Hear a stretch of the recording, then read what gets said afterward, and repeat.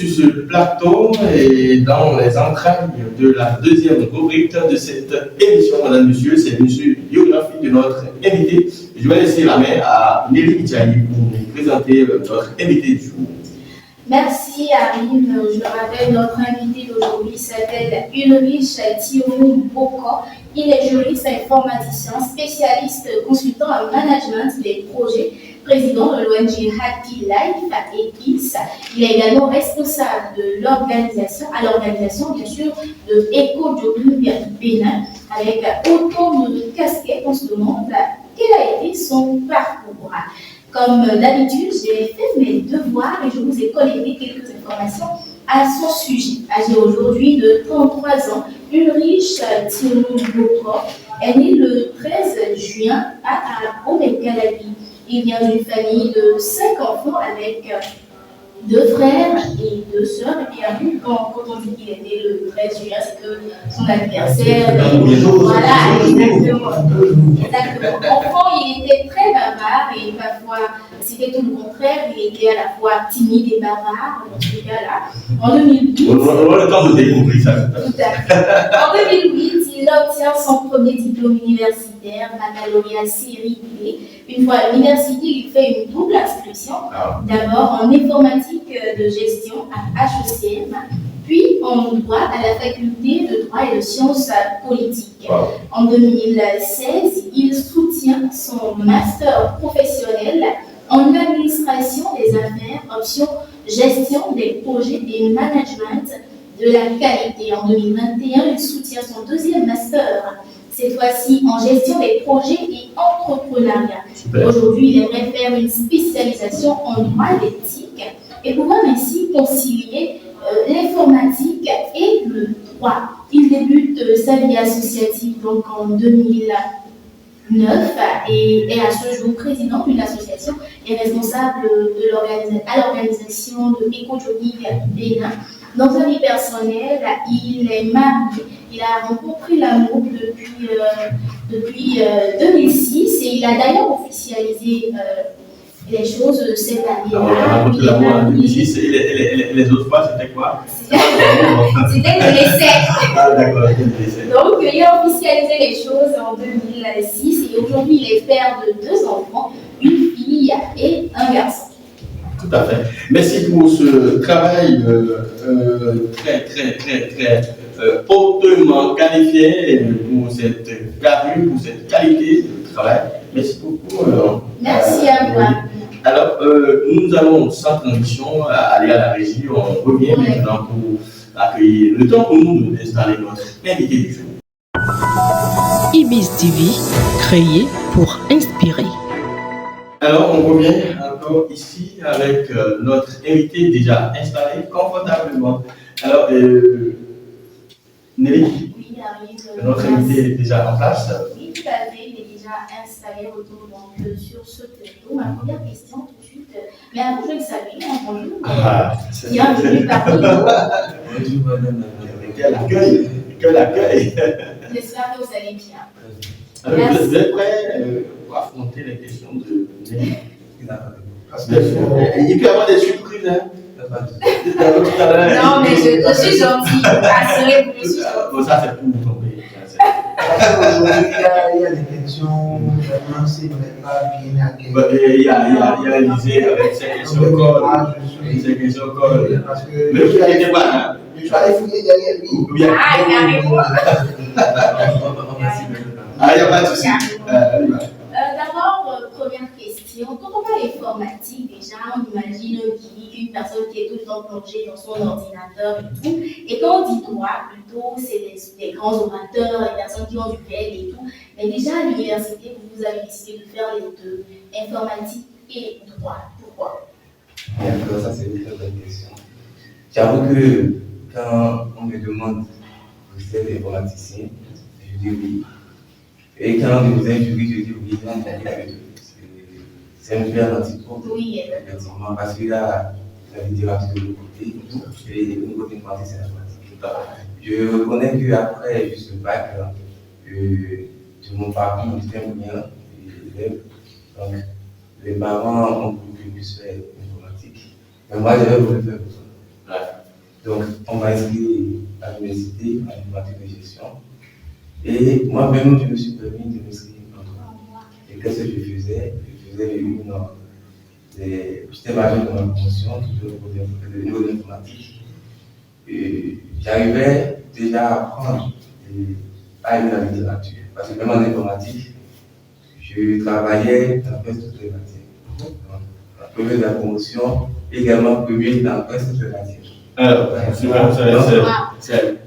aujourd'hui, on a un temps. C'est la crème de la crème. Vous avez aussi envie de découvrir tout ce qui est droit et tout. Donc, c'est ce qui a justifié le choix de FADESP et HECM en même temps. Oui, d'accord. HECM, c'était un peu imposé. Mais HECM, c'était un peu imposé. J'avais toujours voulu devenir avocat. Donc, c'était cette inspiration. Donc, vous allez désobéir aux parents, c'est ça? Est-ce que les parents savaient que vous étiez en droit? Oui, oui, bien sûr. Ah, ok, bien sûr. Les parents savaient, j'avais fait une inscription, ce qui faisait que pour les sessions du rattrapage, je venais à la fac pour composer. Et j'avais le plaisir à aller. Ce qui m'a aussi plus donné du courage, c'est en première année où je suis coincé de Oui, effectivement. La vie des en fait. Et quand j'ai eu bonne note, puis même j'étais même poussé. Ah, d'accord. J'ai failli poser la question, est-ce que ce n'est pas la bourse qui a dirigé le choix de la faculté?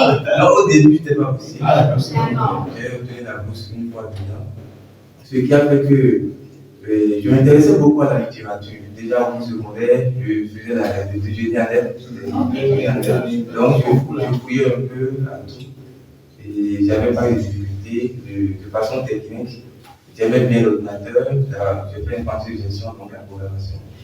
Et de l'autre côté, dans la littérature, les romans, les cours, qui m'intéressait également. Mais moi, j'ai quand même une question. Double inscription. HECM, FADESP. HECM, c'est dur. Oui. Ce n'est pas sur le campus d'Abomey-Calavi. Donc il fallait allier HECM et Abomey-Calavi. Comment Et c'est vrai que je vais quand on en parle fait. de double inscription, c'est une histoire polémique, hein, surtout vous savez que c'est quelque chose qui a été longtemps discuté au niveau du rectorat et tout, parce que la pression que vous avez déjà. Non, mais là, le problème ne déjà se pose pas. Non, le problème ne se pose pas, mais du point de vue physique et intellectuel, vous êtes un étudiant, pas comme les autres, hein, mais vous êtes quand même un étudiant. Ce serait difficile de tenir HECM et FADESP. Encore que ce que je demande, c'est que, vous savez, quand on dit double inscription, c'est que les deux inscriptions sont dans la même boîte. Pour vous, dans votre cas, c'est que HECM est hors. Et puis, la FADESP Et il faut allier ça. Ce n'est pas rien. Donc, ça, Effectivement, c'est une question vraiment utile. Et au niveau de HECM, c'était à Cotonou, la fac, j'étais à Calavi. Et j'avoue que je suivais les cours compte tenu du rythme que la HECM était. Donc, je mettais plus l'accent sur les documents. Je venais avec des DD, et chaque week-end, le samedi dimanche, j'allais au déjeuner au cours, je lundi au une bonne stratégie. et du samedi dimanche, je suis les DD. Les moments où j'ai le temps libre, je viens poursuivre la fac. Donc, c'est ce que j'ai fait tout le long de cette période. c'est ce qui nous a donné d'ailleurs cette technique d'avoir plusieurs casquettes. Parce que déjà, à la base, vous avez déjà. Vous avez appris à concilier deux choses à la fois. Et c'est déjà très intéressant aussi parce que la fac, c'est bien, mais c'est toujours aussi bien d'avoir quelque chose de pratique sous la main. Et aujourd'hui, vous avez une vie associative bien remplie. Hein. Déjà, vous avez fait informatique et droit.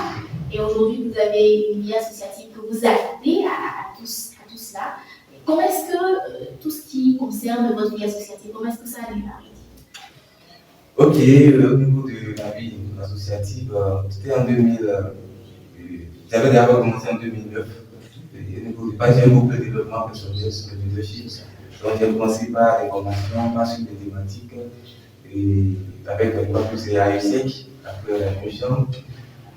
À ce moment, je suis de ceux qui pensent qu'avant d'entreprendre le rang de faire quelque chose, il faut vraiment connaître, il faut avoir les capacités.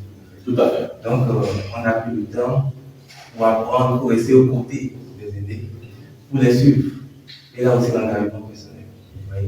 Et jusqu'en 2014, où il a aussi le volet professionnel, que je n'ai pas mentionné, le volet professionnel, qui est un peu différent du volet associatif. Oui. Alors, jusqu'en 2014, où j'ai constaté, en tant qu'étudiant en informatique, je ne peux pas tout de l'informatique, on a constaté que beaucoup de personnes avaient l'envie, le désir de se faire former en informatique, mais ils n'ont pas les moyens. Tout à fait. Donc, avec certains déplacements dans le pays, on voyait ce manque au niveau de la jeunesse.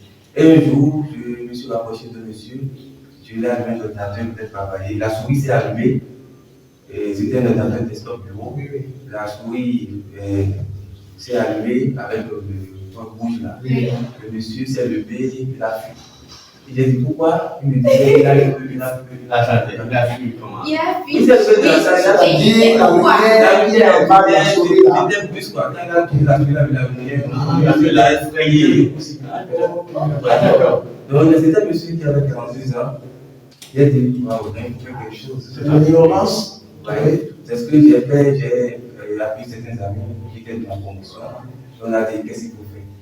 Nous avons pensé par un projet de prise d'élèves, le projet sur l'alphabet toilette d'élèves, qui est un projet qui vise à faire la promotion de l'informatique à la base, dans les villages, dans les autres pays du pays.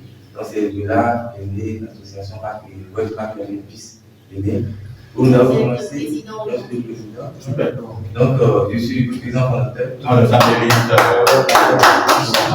Ce que nous avons fait aujourd'hui, nous avons à travers ce projet de l'ONG, nous avons 6 000 personnes formées directement à l'outil informatique au Bénin avec le Super.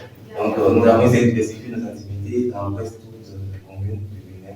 Nous avons mis sur la pratique au cœur de ce que nous faisons et surtout, nous faisons ça de façon bénévole. Super. Encore.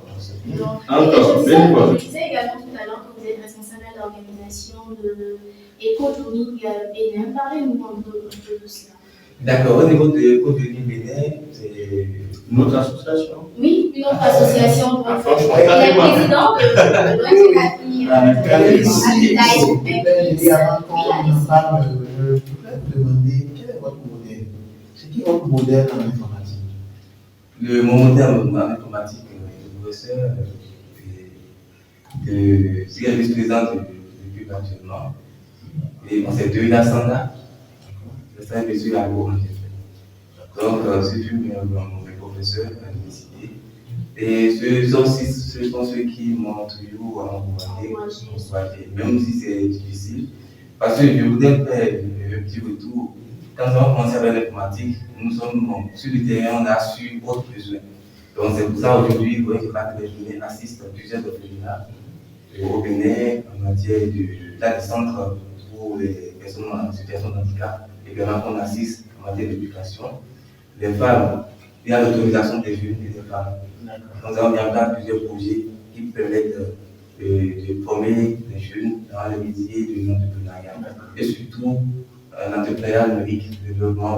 Donc des jeunes handicapés ou des jeunes orphelins? Oui, c'est deux volets. Là, le projet Bonheur Partage, qui est un projet qui vise spécialement à soutenir les orphelins. Donc à travers des véhicules, à travers la gestion de le site de formation.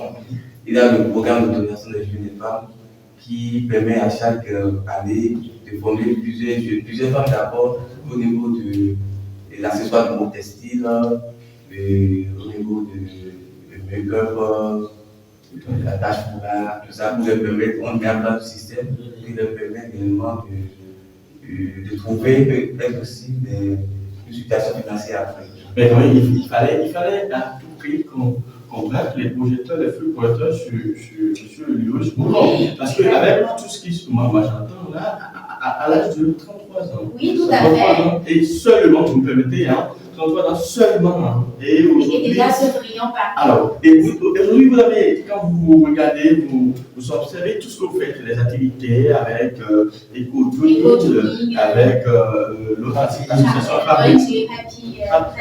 Happy Life. Est-ce que vous avez l'impression d'avoir quand même aidé des jeunes voilà, je parle en termes de nombre, en termes d'effectifs, avoir aidé des jeunes vulnérables, quand je parle des orphelins par exemple, ça c'est le travail de tous d'ailleurs, quand je parle des handicapés, des personnes vivant avec des handicaps, et quand même, j'ai trouvé ça, c'est un parcours hors norme. Merci beaucoup pour cette question. Ce qui donne la force, c'est de voir cette personne. Donc, les enfants d'abord, vous voyez, on protège, les enfants n'ont pas, ils veulent aller, ils n'ont pas de moyens pour payer les frais des affaires, tout ça, vous voyez. Donc, nous, on fait appel à des sponsors pour les venir à l'aide. Et le retour, c'est comment? Non, le retour à notre niveau, vous savez, l'engagement des citoyens est personnel. Et nous ne faisons pas pour nous entendre quelque chose de retour. Sur le plan des programmes d'autonomisation des jeunes, on peut trouver plusieurs jeunes, on peut trouver d'emploi grâce au programme qu'on met en place du graphisme, développement. Super. Donc le numérique est très en compte actuellement. Donc aujourd'hui, nous avons une base de données où les entreprises nous appellent pour proposer des jeunes que nous formons. Et ça, c'est ça. Donc après formation, il y a encore un suivi. Il y a un suivi de tout. Nous avons une base de données de suivi de tout. Et à un moment donné, même ceux que nous avons formés depuis 2014, nous avons une base de données pour les suivre, pour savoir à quel moment, et si possible, faire du recyclage. Super. Donc, c'est ça. Et il faut reconnaître aussi que nous avons, depuis l'année passée, mis en place un programme pour les femmes qui souffrent du cancer, pour le dépistage et pour les sensibilisations. Nous faisons ça également dans certains départements du pays.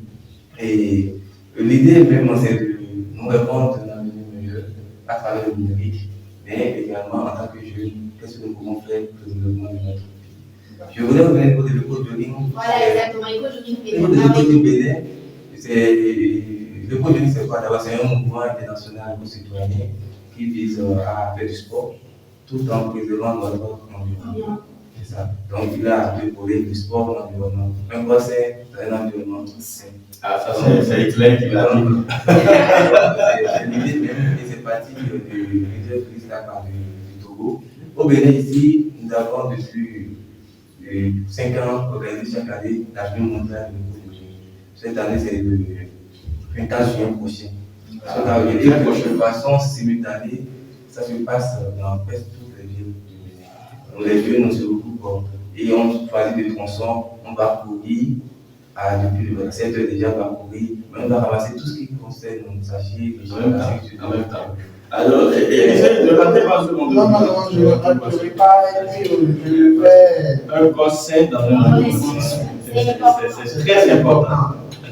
Aujourd'hui, je vais là. Vous avez parlé pour l'environnement. Le 1er juin. Le 1er juillet. Éco-jogging fait quoi aujourd'hui? D'accord, et au niveau de la journée nationale du lac, et l'éco-jogging, comme nous avons deux activités au cours de cette année. Nous avons la journée mondiale du jogging le 24 juillet au Bénin. Je suis le responsable de l'organisation, tout ça. Et nous avons également la Coupe du monde de jogging en Guinée du 17 au 24. C'est un mouvement international. Donc, pour ces préparatifs, nous avons une jogging de façon spéciale. Je réserve pour cette activité. Même notre rappel est une piste. Aujourd'hui, on dit quoi? L'art, c'est la vie. C'est la vie. Donc, nous avons célébré en différé cette activité avec un subprochain pour tenter d'arriver au niveau du centre de santé avec la mairie des jeunes de Yahoo Carabi, centre de santé de Yahoo. Événement à ne pas rater, à ne pas pour rien. Il faut soutenir et encourager ces genres d'initiatives, tout à fait. Je n'ai pas oublié l'anniversaire. L'anniversaire, c'est. Oui, on y revient. D'ailleurs, mais dites-nous déjà. Quand vous parlez de votre vie associative, on se rend compte que c'est un long parcours, c'est beaucoup de travail. Pour une personne qui déjà excelle un peu dans tout ce qu'il fait, vous avez fait informatique où vous étiez major de votre commission, vous avez fait le droit. Tu vas quoi dire major? Pour expliquer toute la puissance de la chose en fait. Et vous avez fait le droit où c'était très intéressant aussi pour vous de manière réussite scolaire, si on peut le dire comme ça. Qu'est-ce qu'aujourd'hui la vie associative vous apporte de plus? Parce que beaucoup de personnes aujourd'hui sont des étudiants triangulaires, comme un même professeur le disait. On vient, on a envie, on va à la cantine, et puis on rentre à la maison, et on a envie, on va à la cantine, on rentre à la maison. Donc beaucoup de personnes aujourd'hui ne comprennent pas l'importance de la vie associative. On se dit, tant que j'excelle à l'école, c'est suffisant. Aujourd'hui, quelle est l'importance pour vous de la vie associative? Je crois que c'est une belle question. On me l'a posé même hier, à 22h. Ah, Un de mes membres. Et je rappelle pas que les bénévoles présents dans presque tous les départements. La vie associative, ce que ça m'a apporté personnellement, ça ouvre des opportunités que aucune, du moins de façon personnelle, ça ouvre des opportunités qu'on peut trouver nulle part ailleurs. Sur le plan relationnel, sur le plan professionnel également. Je n'ai pas mentionné que je suis un entrepreneur, je suis chef d'entreprise. Donc, c'est beaucoup de choses. De l'étude du matériel informatique également. Alors, je peux dire que la majorité des clients qui sont en cours en entreprise sont des gens qu'on a aidés peut-être de façon bénévole. Vous voyez, on les a aidés, il y a cela, peut-être 3 ans, 4 ans, mais qui ont une bonne image. Donc, si cela après que vous faites quelque chose de façon spontanée, ou bien on vient pour prendre des conseils, mais les consultations que nous faisons en tant que consultants, et les consultations que nous faisons, c'est parce que d'autres personnes nous ont vu à l'œuvre sur le terrain et on recommande maintenant pour les consultations. Et nous avons des membres également de l'organisation qui aspirent à l'entrepreneuriat et on peut, ce plaisir permet à ceux-là même d'avoir des clientèles et d'avoir d'abord un lot de personnes qui sont d'office engagées pour les accompagner. Et je peux souhaiter qu'aujourd'hui, un de mes membres, qui nous sont entrepris ou officiellement aujourd'hui. Et c'est avec l'exigence que nous tous, on ira là-bas. Et qu'est-ce que nous faisons si un membre est dans un secteur? Donc, tous ceux qui sont dans. Donc, c'est un réseau. C'est un réseau finalement, la vie associative. Et ça permet, tout le monde porte une personne, quand quelqu'un entreprend quelque chose, tout le monde porte cette personne-là. Élie, j'ai quand même une question. Est-ce que vous avez des retours de la part du gouvernement, par exemple? Parce que je trouve. C'est un travail très important. C'est moi, Arim, qui le dit. Et je trouve qu'il faut quand même encourager de ces hommes d'initiative, parce que ce n'est pas donné, ce n'est pas facile. Et tout le monde ne le fait pas. D'accord? Déjà, ces charges-là, avec tout ce qu'on a dit, l'aide qu'on porte aux personnes vivant avec des handicaps, des orphelins, et tout ce que moi j'ai écouté, la formation surtout, et le suivi. Le suivi. Je trouve, d'abord, et maintenant on finit par parler d'une certaine solidarité autour du réseau, c'est ce que j'ai appelé le réseau tout à l'heure. D'accord? Donc le mot est venu tout seul. Donc c'est un réseau, l'équipe qui va porter une seule personne avec son projet, je trouve que c'est salutaire et il faut l'encourager. Et jusqu'ici, avez-vous reçu des retours de la part du gouvernement, des aides de la part du gouvernement? Ok, je pense que c'est une question très importante. Dans la vie d'une association, il y a du financement. Et de notre côté, nous avons commencé cette aventure de façon spontanée. Et à un moment donné, avec tout ce que je faisais, je me rappelle, certains posaient la question que ce n'est pas un financement du gouvernement qu'on a reçu. Voilà. Mais non. Nous faisons des cotisations nous-mêmes annuelles pour pouvoir agir, pour pouvoir impacter. Et de plus en plus, quand nous avons continué par le faire, il y a certaines personnes de bonne volonté qui ont cru en nous. Dans cette vie, il y a toujours la persévérance, et la durée. Donc, il y a certaines personnes qui ont commencé par beaucoup plus croire en nous. Et de façon spontanée. À l'interne? Non, à l'externe également. C'est ce qu'ils nous voient faire. C'est ça qu'ils nous voient faire. Mais pas le gouvernement. Non, pas le gouvernement. Et tout à l'heure, dans votre biographie, on a parlé vie associative, vie professionnelle. Quand on dit associative, c'est doublement, puisque vous êtes dans deux mouvements pratiquement. Vie professionnelle et vie personnelle. Comment vous arrivez à gérer tout ça? Au niveau de la vie personnelle, et ma vie privée, j'allais dire. Oui, on arrive à concilier les trois. Vous savez, je suis de ceux qui pensent que pour faire quelque chose, il faut bien le faire. Oui. Et c'est pour ça que je me suis déjà engagé le plus tôt possible. Je me suis engagé à l'âge de 25 ans, 26 ans. Et cet engagement me mettait une pression de responsabilité. déjà au début. Et j'ai une épouse qui est formidable également, qui m'accompagne dans beaucoup de tout ce que nous faisons. On la salue. Le choix du conjoint est important, surtout à cause du sujet, du premier sujet de votre apéritif. Il faut choisir, bien choisir les personnes avec qui on Vie est. associative, C'est important. vie professionnelle, vie privée. Je me demande si notre invité a vraiment le temps pour l'épouse formidable. Peut-être que l'épouse est aussi très, très occupée. Et voilà. Non, pas couper tout le monde. Je trouve que si le choix a été bien fait, parce qu'il a parlé de formidable épouse, je salue d'ailleurs le passage. Et moi, je trouve que si l'épouse est bien formidable, c'est sûr que c'est sur des expériences qu'on est arrivé à faire le choix de ce qualificatif-là. Et donc, c'est sûr que c'est une dame qui a compris que son époux n'est pas quelqu'un qui va au boulot et se contente d'aller au boulot, de revenir manger, de poser les pieds sur le guidon, sur les informations. Donc, il a compris qu'il est avec un acteur, quelqu'un qui est très actif sur le terrain. Donc, je présume. Vous défendez. Je présume. Je sais pas, mais Effectivement, je peux confier également que quand je l'ai informé que je dois être sur le plateau ce matin, elle m'a demandé le thème et qu'elle va préparer un briefing pour pouvoir. Voilà, il faut savoir choisir les personnes avec qui vous décidez d'avancer. Vous tenez tellement à cela. Non, c'est très important parce que je vous rappelle que, Élisée, vous en êtes témoin. Tout à l'heure, on parlait d'une CC où le monsieur a publié une vidéo intime de sa conjointe. Si c'était une Pas bonne de ça personne. que je veux lui maintenant. Oui, lui-même dedans, mais bizarrement, son visage n'était pas sorti dans la vidéo. Hein, chose étrange. Donc, si c'était une bonne personne, si le choix avait été bien fait en amont, on n'aurait pas assisté à ce genre de choses. Donc, c'est important. Quand on va loin, il faut s'entourer de bonnes personnes qui puissent nous propulser.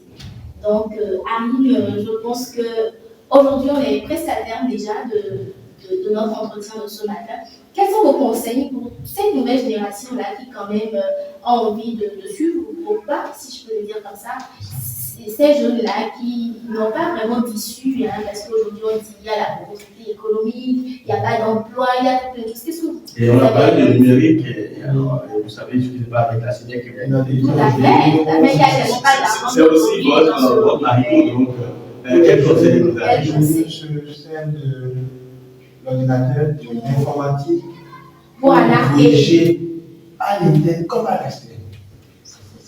Et au niveau de l'usage de l'informatique, comme vous avez donné au début de votre introduction l'actualité par rapport à ce qui s'est passé, Oui. ce sont des conseils qu'on donne. Je disais tout à l'heure dans ma présentation, mais vous avez bien mentionné dans ma présentation que je suis en train de faire spécialité en droit d'éthique. Voilà. Effectivement, non, c'est pour la protection de la vie privée. Et je fais actuellement un travail de recherche scientifique sur la vie privée. Dans le domaine du numérique, nous avons le code numérique qui recadre tout ce qui est là. Et nous conseillons déjà aux jeunes de ne pas se permettre de prendre des images privées et leur vie privée, que ça reste privé totalement. Vous voyez. Et tout ce que nous publions sur les réseaux sociaux, on n'arrive plus à le supprimer. Vous voyez, avec le temps, tout est gardé. La meilleure des choses, c'est. Effectivement, la meilleure des choses, c'est d'avoir un comportement sain. Au niveau, il y a l'éducation, même numérique, qu'on doit avoir pour pouvoir réellement savoir comment se comporter sur les réseaux sociaux. Alors, il semble qu'on a dénaturé la question de Nelly. Elle voulait des conseils. Pour les conseils au niveau de la jeunesse, et que la jeunesse de ce pays, le gouvernement ne peut pas tout faire. Donc, à chacun, à son niveau, on peut réellement penser à une idée d'entreprise. Il a forcément besoin de quelque part. Et quand nous commençons, ce n'est pas forcément le côté financier, ce n'est pas l'argent. On peut agir et en retour, l'argent peut venir. Nous assistons aujourd'hui à des jeunes, quand tu leur parles même d'un projet, la plupart des choses vont te dire, il y a l'argent dedans. Vous voyez? Or, c'est la mère qui donne, qui reçoit. Je voudrais demander à chaque jeune de ce pays de réellement s'engager complètement dans des projets porteurs la vie porteur, de ne pas se décourager. Je vous écoute. De penser aussi à Et de l'entrepreneuriat. penser à l'entrepreneuriat, comme je le dis, l'entrepreneuriat, nous sommes engagés dans l'entrepreneuriat, ce n'est pas facile du tout, pas du tout facile, mais quand même c'est également mieux. Merci beaucoup. Je rappelle que vous étiez sur notre plateau pour parler de votre parcours et pour pouvoir inspirer ces jeunes qui nous suivent. Votre nom, c'est Ulrich Thiemo Boko et vous êtes juriste, informaticien, spécialiste, consultant en management des projets. Vous êtes président de l'association de l'ONG Happy Life et Peace et également responsable de l'organisation de Eco Jogging Bénin. Alors, Élisée, votre mot de la fin. À mon fin, j'aimerais que les jeunes comprennent que l'informatique aujourd'hui, c'est ce qui est bien, ce qui est normal. Mais de ne pas l'utiliser pour des fins. Malsaine. Ce n'est pas bien. Ce n'est pas bien. Parce que cela gâte l'image du pays. Ça gâte l'image du pays et ça ne permet pas aux investisseurs de faire confiance au pays. Et c'est le travail que les informaticiens, les avertis de la chose sont venus, avec les avertis de la chose doivent quand même mettre du sérieux dans le travail. Parce que ce sont ces mêmes avertis qui leur apprennent comment utiliser l'ordinateur. Donc, je voudrais que, en faisant cette éducation numérique dont vous parlez, il faut quand même conscientiser les jeunes. Parce que, vous voyez, la traque, ça s'est calmé, puis les jeunes. Oui, et les jeunes ont compris maintenant qu'il faut travailler. Il faut travailler, surtout les plus jeunes. Parce que vous avez parlé des aînés. C'est ce que ton aîné fait, tu fais. Donc, si ton aîné est en prison, moins que Paputa qui est, vous rappelez, un gaillard qui est en prison, qui escroque les gens à l'interne et qui a pu s'acheter une Hanover. Imaginez. Donc, c'est. En étant en prison. Oui, en étant en Nous avons un problème d'organisation dans le pays. Alors, je vais quand même recadrer un peu Élisée au terrain parce que quand on parle de talent de l'informatique aujourd'hui, ce n'est pas que l'ordinateur qui fait le truc, même déjà à partir de leur téléphone, ils peuvent bouger, ils peuvent faire tout ce qu'ils veulent à partir de leur téléphone.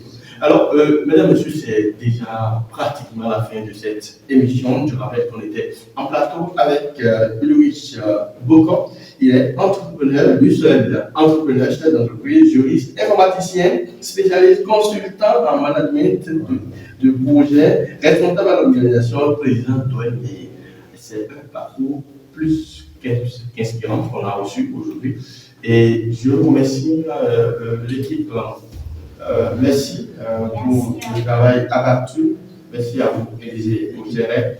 La régie. Alors, je n'oublie pas la musique. Je n'oublie pas de notre. Merci à belle Nelly pour ce travail, pour nous avoir quand même dégoté un monsieur avec un tel parcours. Vous aussi, merci beaucoup. Rentrez bien et revenez quand vous voulez. Le plateau, il est le vôtre. Merci.